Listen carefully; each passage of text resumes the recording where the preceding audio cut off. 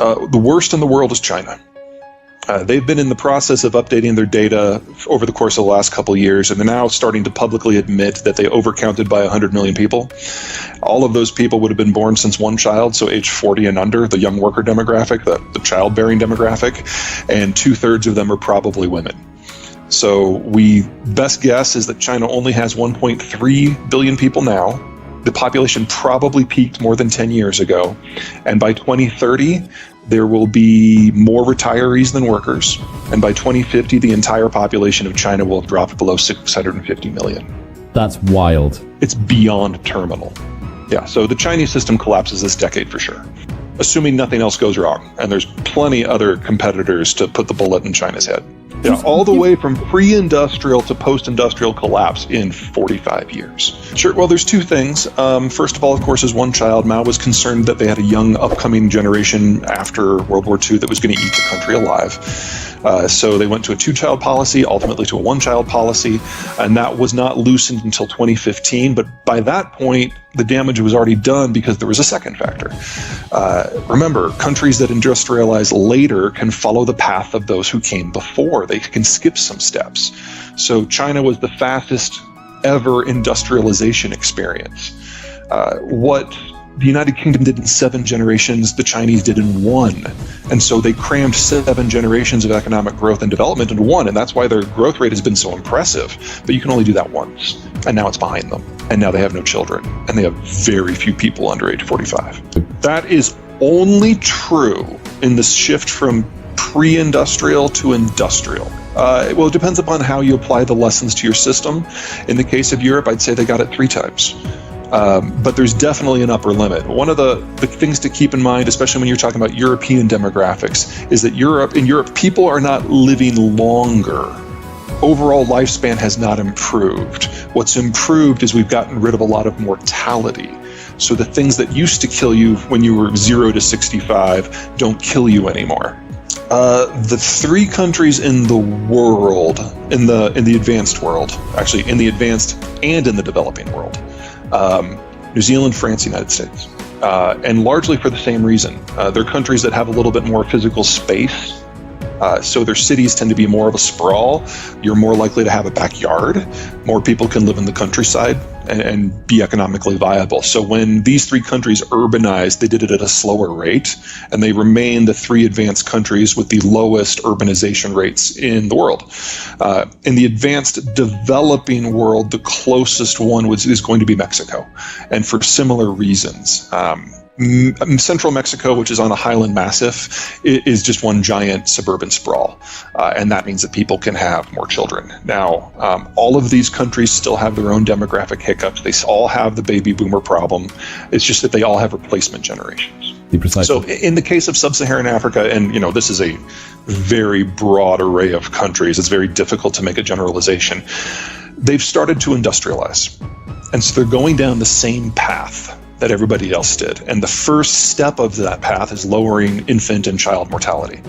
And so when 1 out of 3 children don't die, you have an explosion in your birth rate. But if you play that forward 10, 15 years, then you start having adjustments in family planning, and you get smaller and smaller families as urbanization kicks in. The danger for countries that are in this category who've taken the first but not the second step is that they've imported a lot of the technologies of industrialization, which has helped them out, but they have not developed the systems to sustain that themselves. So if something happens to the outside environment, they lose all of the benefits: healthcare, medicines, fertilizers.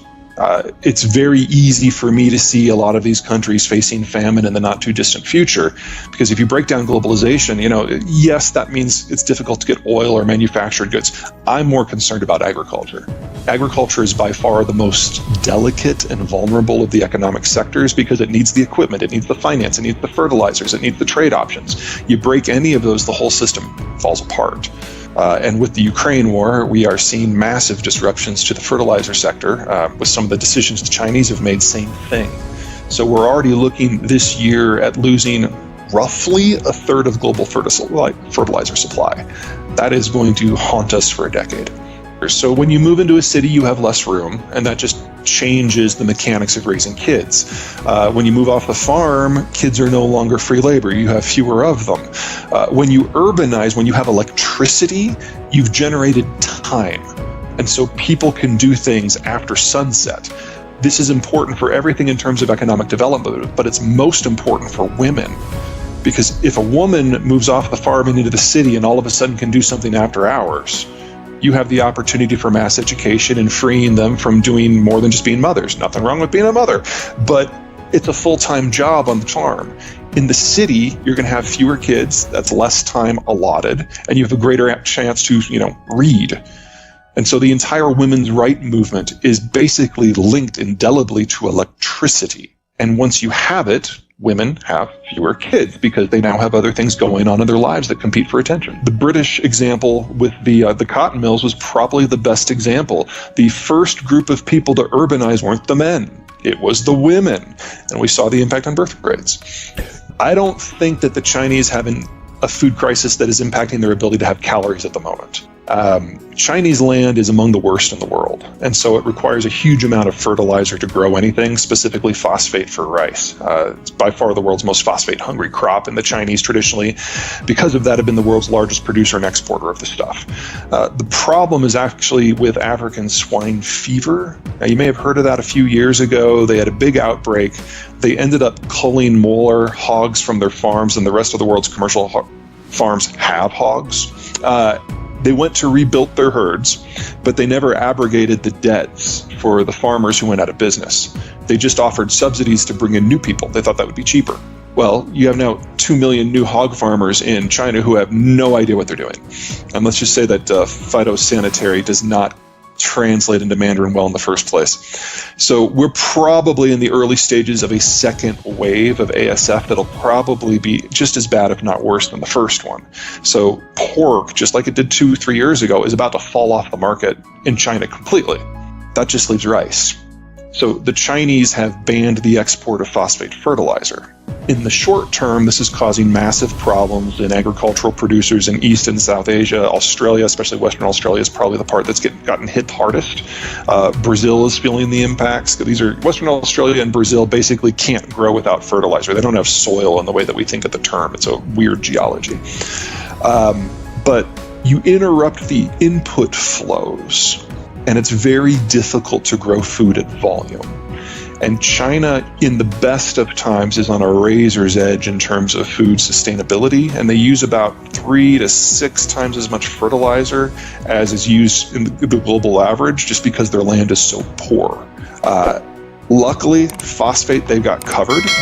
They produce that themselves, but the nitrogen is all made with imported natural gas, and the phosphate, the potash, half of that comes from a different continent. So yeah, China, demographic collapse, unavoidable. Food collapse, highly likely. And that's before you start talking about things like energy manufacturing and trade.